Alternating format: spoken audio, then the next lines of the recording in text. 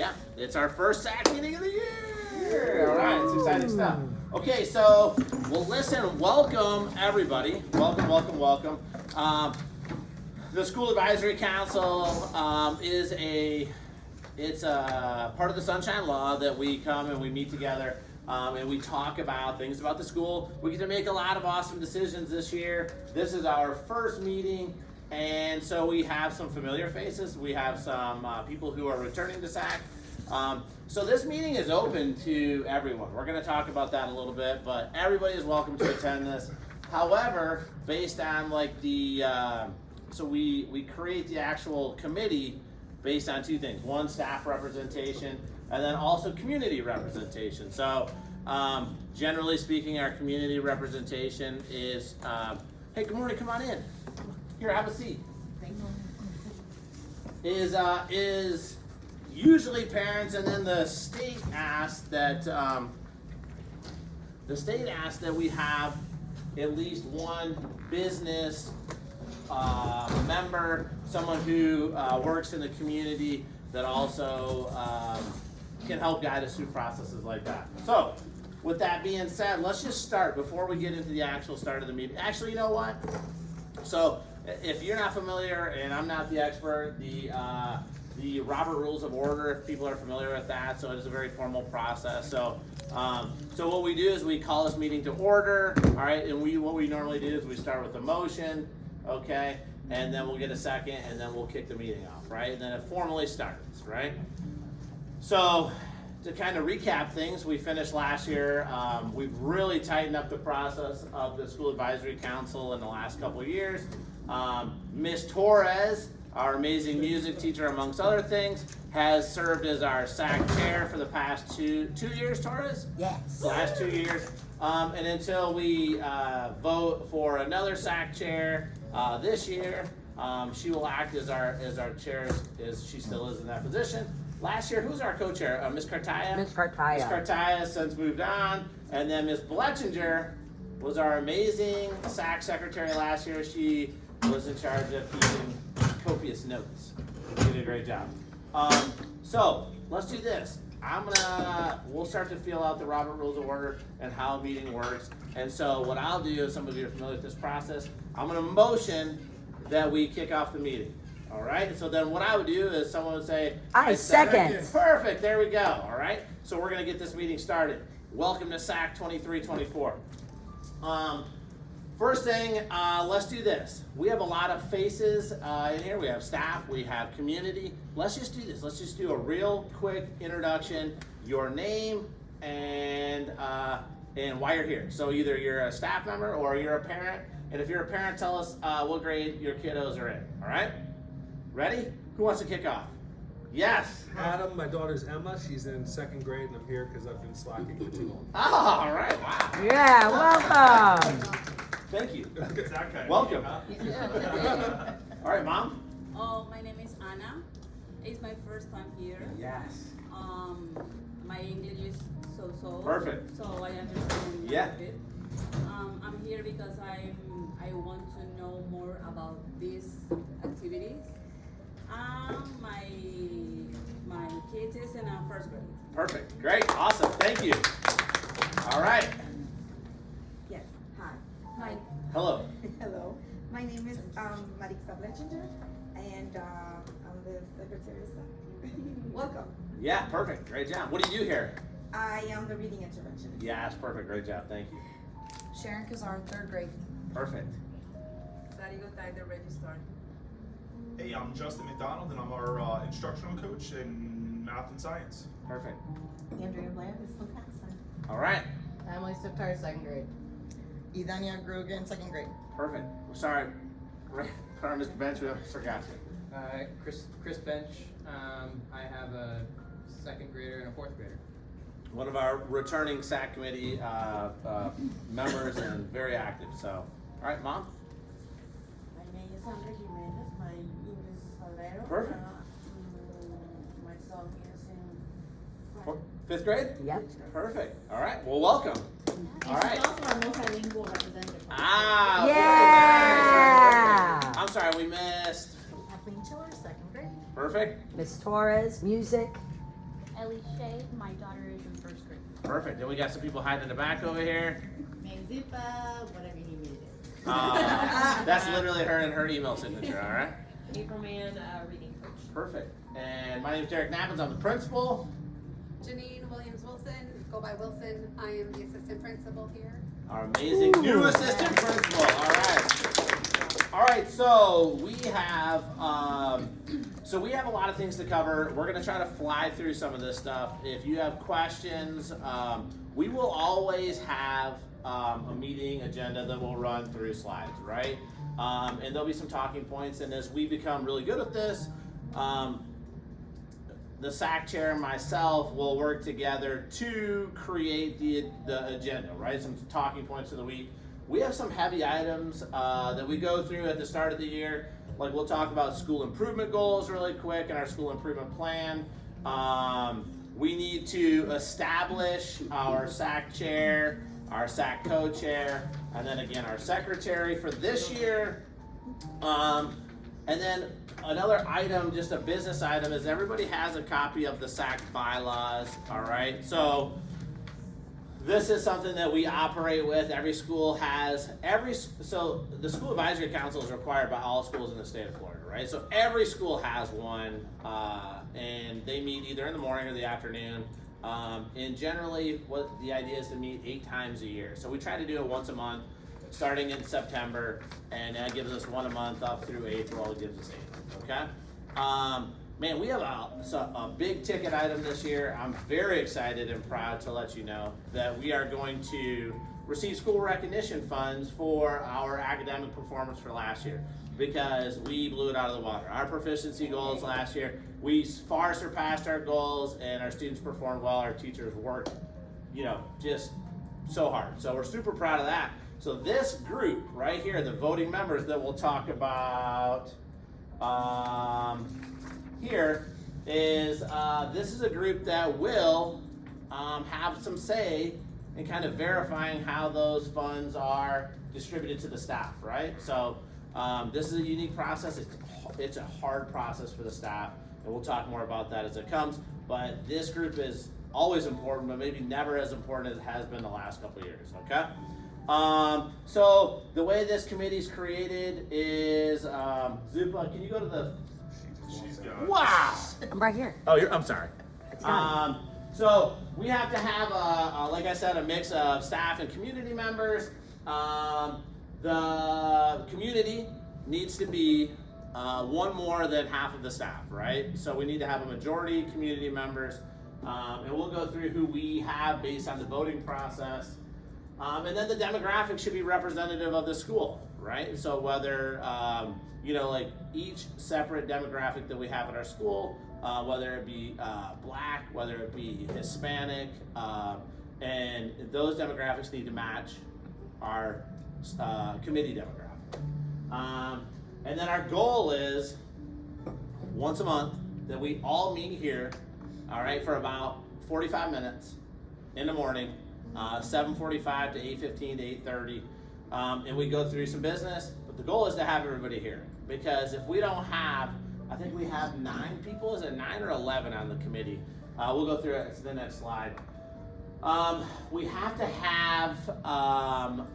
have quorum, which means that we need to have one more. We need to have a majority of these individuals here, because if we don't, it's not an official meeting, because you can't vote on anything if you don't have a majority of the people there. You can't even open a meeting, right? So it's not an official meeting, and then it's just a pain in the butt. So listen, here's what we have right here. The parent process is very informal, right? We literally sent out an interest form. People showed interest, and then we sent out like a final ballot. And we just took the majority of the names that were voted on, and we reached out to them. Miss Gauthier, our amazing school registrar, reached out to them. Okay, so these are set in stone, unless, according to our bylaws, if an individual chooses not to be on it and removes themselves, or if they continuously don't make it to the meetings, then they themselves will be removed, and then we can replace them. Okay, so this is where we're at right now. So when we vote, right, everybody can attend these meetings, right? anybody can attend, staff, community, but when we vote, these are the individuals who will vote on items that are motion, okay? Any questions so far? All right, so welcome to the SAC. So we have a few people who are missing. We have Mr. Diaz, who's our business partner, who joins us. He'll be here as much as he can, but he works sometimes remotely all over the place, and he works for Disney, so he's joining us virtually this morning. So we're glad to. Hey, Mr. Diaz. All right. All right. So moving on. Here we go. So let's get some business out of the way. All right. So we have a couple roles, like I said, the SAC chair, the SAC co-chair, and then the secretary, right? The secretary is in charge of ensuring that the minutes are recorded of the meeting, and then what we do at the start of each meeting is we'll run the minutes back, we'll all vote to make sure that they're accurately represent what we talked about, okay? The chair, all right, is essentially the person who works with me to draft the agenda or the meeting minutes or the meeting notes for the monthly meeting, right? And then the co-chair would be in a position to fill the chair's role if they were absent for any reason, okay? Any question about the roles? All right, so this is also a formal, informal process, right? So we're gonna move forward. This is us as a group now talking, and we're gonna create a motion for people who are interested in being a chair or a co-chair or the secretary, okay? I don't want anybody to stress out. It does take some involvement, but it's also not something that's extremely stressful. We wanna make sure that this person helps us just stay organized while we're in here.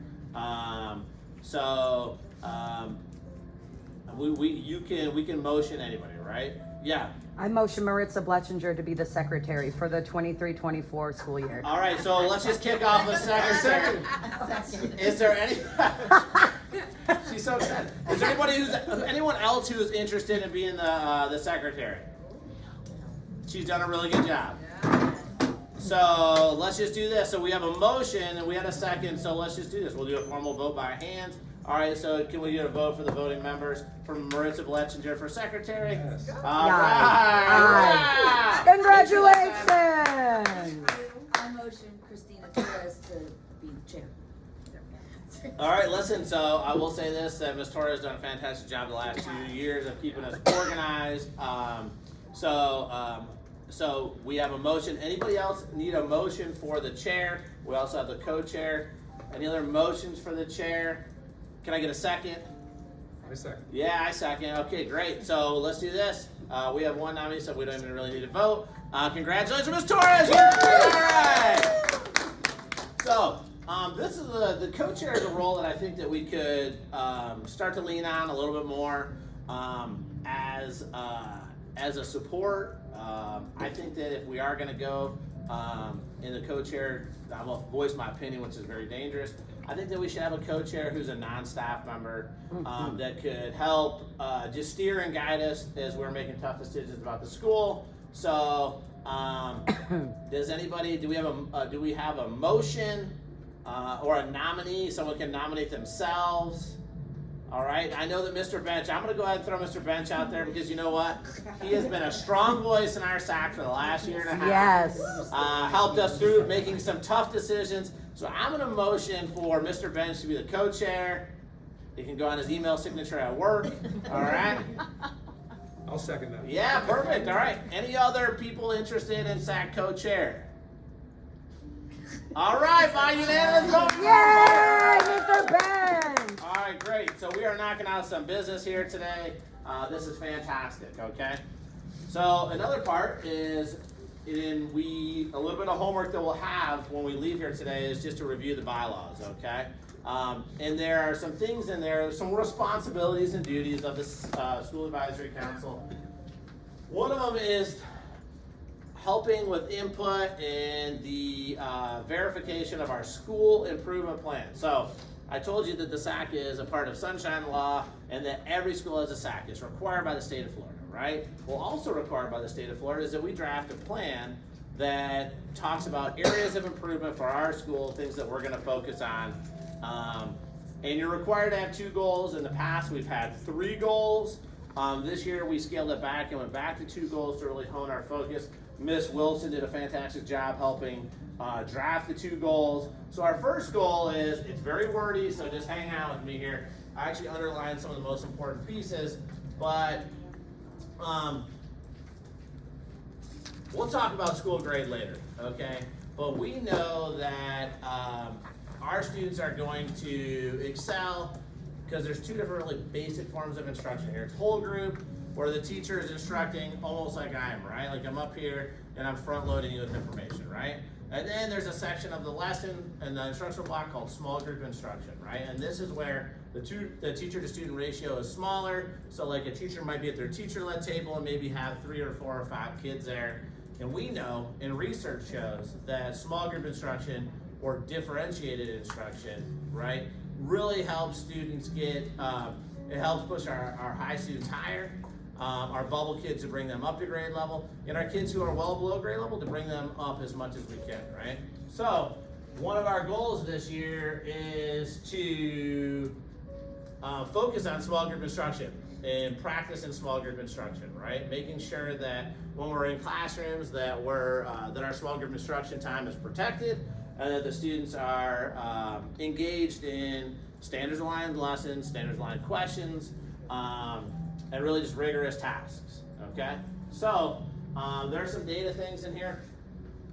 We talked about, I don't want to get into the school grade, but I'm just going to talk about it really quick.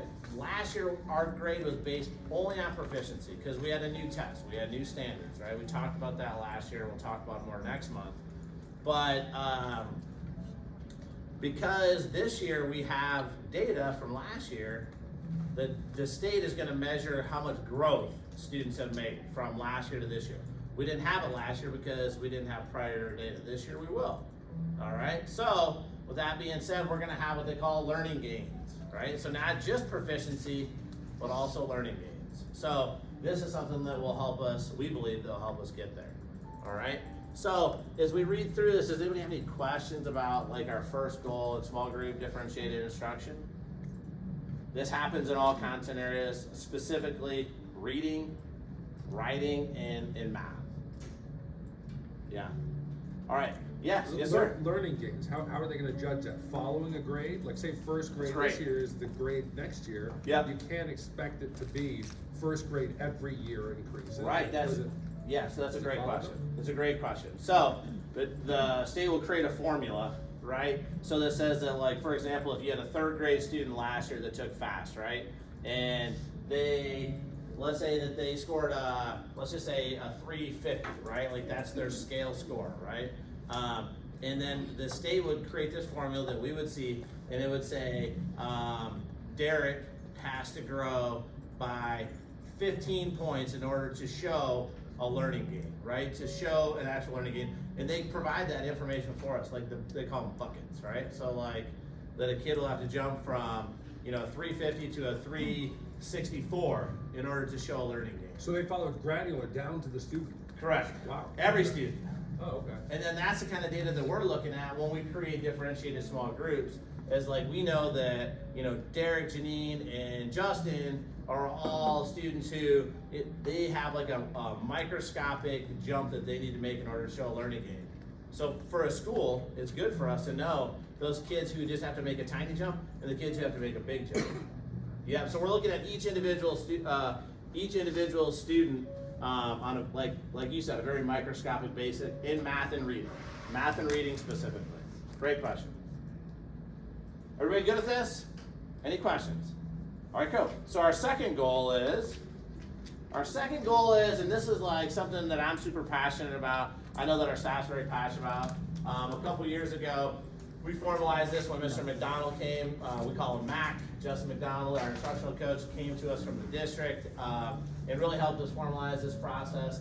But building professional learning communities, and what this means is that we're meeting every week with a specified purpose, right? So every week, the teachers are meeting for a specific purpose. Like this week, Miss Mann, our ELA coach, met with all grade levels, half of them on Wednesday, half of them on Thursday, and we're talking about specific areas. She provides them, the coaches provide them with a detailed agenda ahead of time, the teachers, I'm saying, and there's a specific focus that they go in there that they're working on. And it's usually based on things that we're seeing in the classrooms when we visit, like areas that we can support the teachers, right? But they meet, we have conversations about content, we have conversations about data. Some of them are super formal and some of them are more casual, right? So some of them are, I don't know, like some of them have purely data, like we have a data analysis PLC, we also have science, we also have math, and we also have ELA. So they have one per week, all right? This is something that is also research-based through, a researcher, an educational researcher called Rick DeFore, really formalized this process. We know that through the last couple of years that we've formalized the PLC process, the professional learning communities, that we've seen our student achievement skyrocket. And that's why, listen, we have to be in the top, 10% of elementaries in Orange County based on the progress that we've made. So, this is a great process. I'm very passionate about it. Does anybody have any questions about professional learning communities?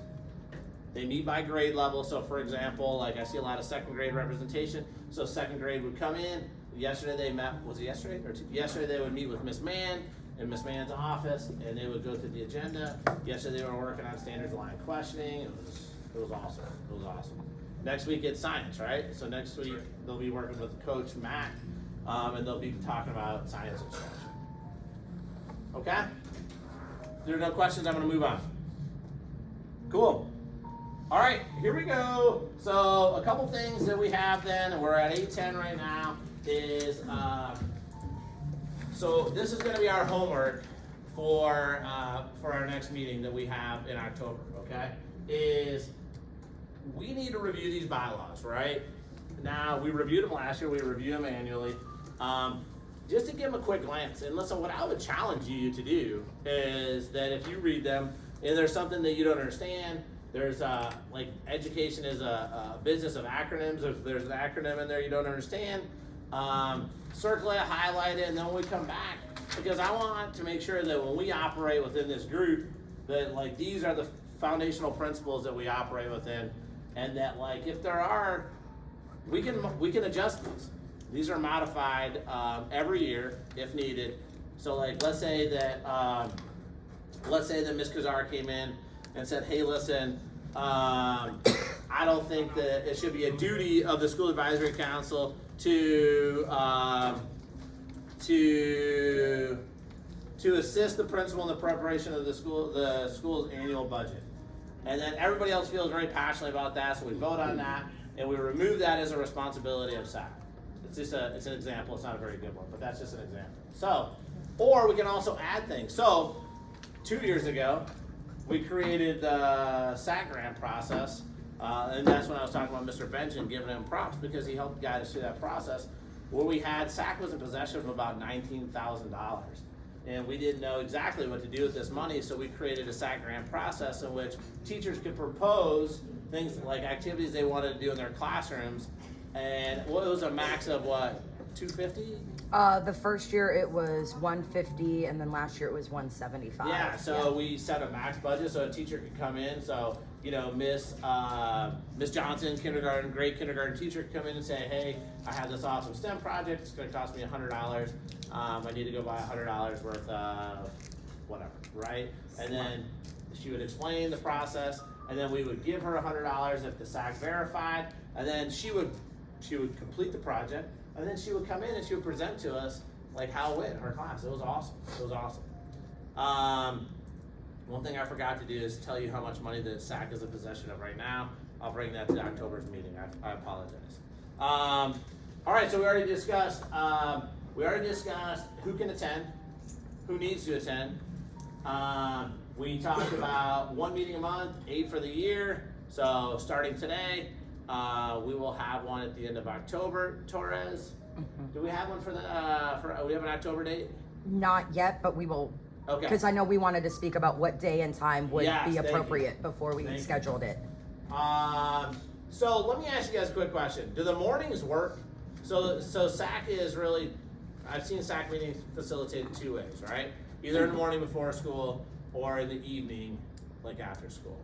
In the morning seem to be a little more conducive for everybody, because honestly, at the end of the day, the teachers work their tails off so they're ready to go home, right? So if we can do it in the morning, I think that'd be preferable, but like it really based on the community members and if you guys are okay with being a part of it. I prefer mornings. Perfect. Anybody opposed to morning? Morning? Everybody's good with morning? Awesome. Okay, all right, great. Okay. Is everybody good with a certain morning of the week? Like, because I know today we're meeting on a Friday, but I know sometimes people's schedules vary. In the past we've done Wednesday mornings. Would that still be okay? Wednesday mornings? Yeah. Torres has a busy morning schedule, weekly morning schedule with all the groups and organizations she has. So Wednesday mornings, if okay, would be preferable. Okay? All right, so we're doing Wednesday mornings. All right, perfect. And then so we'll send out a date. I will log in and get a date right now. I just checked the calendar. Okay, perfect. And then the last slide is, okay, so then I just have a couple new news. It's 8:15. We're about to boogie. She left. Listen, so we have a new assistant principal this year. That's exciting news. This is a role that's new to us. We have not had an assistant principal in the last 2 years. And you know what? We have one this year, and we're very thankful. I wish Miss Wilson was here. I'd love to introduce her. I'm going to give you like 2 quick notes about her. She's been in the business a long time. I would say 20 plus years. Like, whose radio is that? She's been in the business a long time. She comes to us from Osceola County, so all her experience has been in Osceola County. First time AP, but I'll tell you, she's caught on very quickly, and she's a hard worker, and we're very thankful to have her. So, and parents, like if you need to reach out to her, she's very approachable. This is a huge piece right here. So, next month, the date, I have it. Do you have the date for the Ferrant meeting? Yes, it's going to be Thursday, October 26th at 6:00 p.m. Okay, so October 26th. Here's some. This is a pun, maybe groundbreaking news. Okay, our school, Endeavor Elementary, is going to undergo a comprehensive renovation. Right, so they're essentially going to do a top to bottom remodel of our school. Right, and so this school is in our 23rd year. Is that right? 23, 23rd year. Right, this carpet, 23 years old. It's disgusting, okay? So, we're very excited to announce that the district, and I met with the architects yesterday, the district's gonna come in and they're gonna completely remodel the school, right? Top to bottom. Some of the rooms are gonna shift around, but definitely like a giant facelift, all right? Anything from new chillers, like air conditioning, to an elevator, to technology in the classroom, smart boards, like Wi-Fi, like infrastructure needs like Wi-Fi, like all new student furniture, desks, cabinets, like it's gonna be, yeah. Now, the one thing that we said that they could not do is touch the murals in our building. So, because the canvas that you see here is something that's, it's a staple of our school, started by Dr. Ellis, the previous principal, and we wanna keep that vision going. So, yes, sir. What's the general timeline? A year? Yes. 5 years? Oh, great 6 question. years? 2 years. It's a two-year project. So it's going to start in August of 24, and they said it'll be done by April of 26. And it'll be phased out. Now listen, I have just like bits and pieces of information. Our school board member, your school board member, Alicia Ferrant, will be here, and more information to come. October 26th, they're going to hold like a town hall meeting in the cafeteria to go through. It's like the 30% planning completion process meeting. So basically what they'll go through and they'll talk about like what the school, like the big shifts in the school, right? So this school is very unique. If you ever worked in another school, you've ever been in another school, schools that are this old have a lot of space. Like the new schools don't have, the new schools, the classrooms are tiny. Like if you went to like Sunshine over on I Drive, the classrooms could possibly be like almost half the size. Like they're tiny. In our classrooms, if you've been in your kid's classroom and they have that giant office planning space in their room, those don't exist anymore.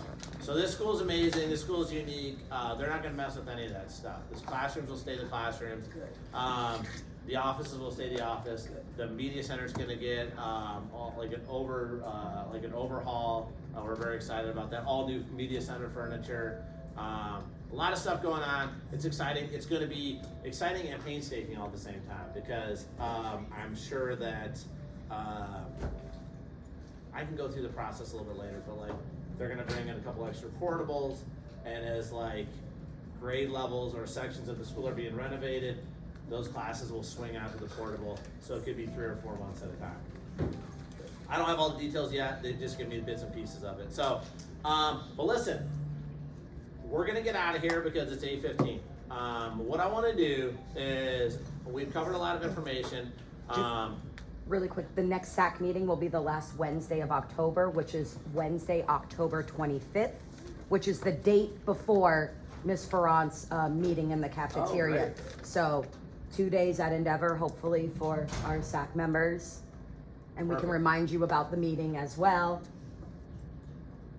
Guys, this is a great place. Like, I'm excited about it. I'm excited that you all are here. And man, I want this to be a good place for everybody to feel comfortable and ask questions. Challenge me with tough questions. Challenge each other with tough questions, knowing that like when we're making decisions in here, it's about what's best for the kids, and the teachers, the staff, the school. Really, that's our goal, our focus, okay? All right. Anybody have any questions, comments, concerns? Are we allowed to go to that meeting on the 20? You have to, like, yeah, the 26th, that's it. So, like, they want as many community members. So it's a town hall meeting. So, like, your publicly elected official is going to be here. She's going to go through the renovation. The architect's going to speak about, like, big shifts.